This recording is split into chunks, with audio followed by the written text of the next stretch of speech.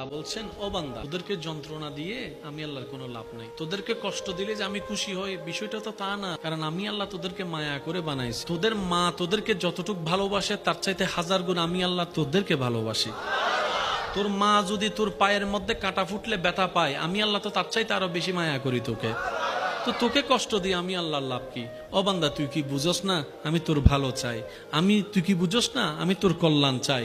আর তুই বান্দা কি বুঝোস না আমি আল্লাহ তো তোকে জান্নাতের মধ্যে দেখতে চাই। কারণ জান্নাতটা তো আমি আমার জন্য বানাইনি, জান্নাতটা তো ফেরেশতার জন্য বানাইনি। আমি চাই আমি আল্লাহ যে জান্নাত বানিয়েছি সেই জান্নাতের মধ্যে তোরা থাকবি, তোরা ঘুরবি, তোরা খাবি, তাইলে তো আমি আল্লাহ খুশি হব।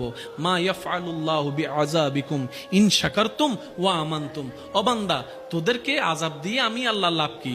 যদি তোরা আমি যা দিই যতটুকুই দিই কোনো প্রশ্ন করা ছাড়া যদি মেনে নিয়ে শুকরিয়া করতে পারস, ওয়া মানতুম, সর্বদা আমি রবের উপর ঈমান রাখতে পারস, তাহলে তোদেরকে আযাব দিয়ে আমার কোনো লাভ নাই। তো তার মানে তোরা শুধু শুকরিয়া কর আর আমার উপর বিশ্বাসটা রাখ, তোদের জন্য আমি আল্লাহ একাই যথেষ্ট হয়ে যাব।